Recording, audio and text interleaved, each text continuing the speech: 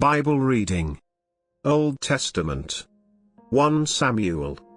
Day 254. 1 Samuel chapter 18 number 1 up to 30. Chapter 18. And it came to pass, when he had made an end of speaking unto Saul, that the soul of Jonathan was knit with the soul of David, and Jonathan loved him as his own soul. And Saul took him that day, and would let him go no more home to his father's house. Then Jonathan and David made a covenant, because he loved him as his own soul.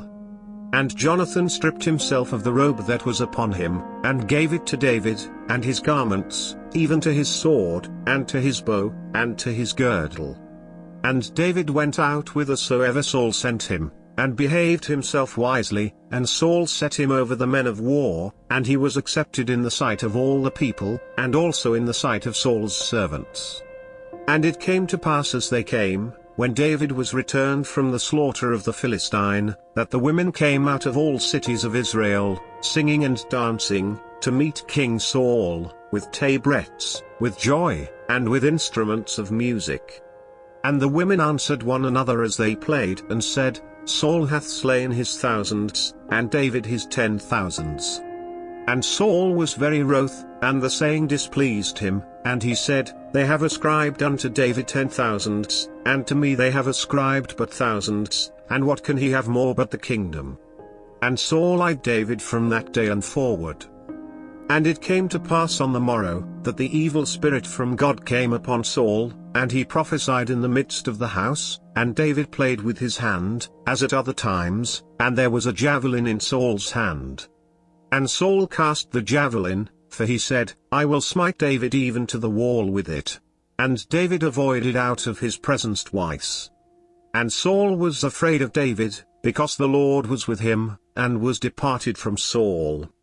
Therefore Saul removed him from him, and made him his captain over 1,000, and he went out and came in before the people. And David behaved himself wisely in all his ways, and the Lord was with him. Wherefore when Saul saw that he behaved himself very wisely, he was afraid of him. But all Israel and Judah loved David, because he went out and came in before them.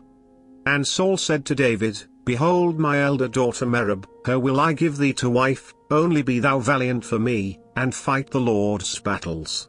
For Saul said, Let not mine hand be upon him, but let the hand of the Philistines be upon him. And David said unto Saul, Who am I? And what is my life, or my father's family in Israel, that I should be son-in-law to the king? But it came to pass at the time when Merab Saul's daughter should have been given to David, that she was given unto Adriel the Maholathite to wife. And Michal Saul's daughter loved David, and they told Saul, and the thing pleased him. And Saul said, I will give him her, that she may be a snare to him, and that the hand of the Philistines may be against him. Wherefore Saul said to David, Thou shalt this day be my son-in-law in the one of the twain. And Saul commanded his servants, saying, Commune with David secretly, and say, Behold, the king hath delight in thee, and all his servants love thee, now therefore be the king's son-in-law.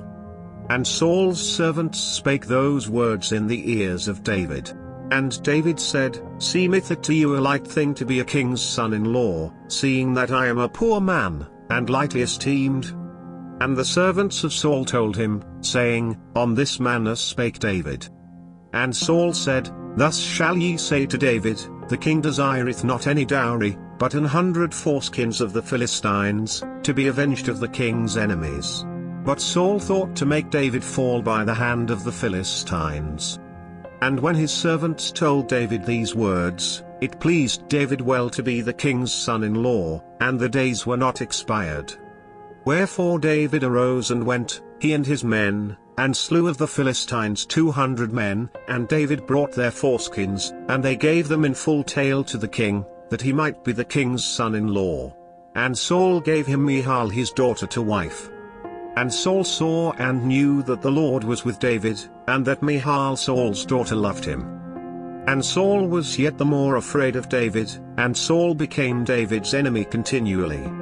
Then the princes of the Philistines went forth, and it came to pass, after they went forth, that David behaved himself more wisely than all the servants of Saul, so that his name was much set by.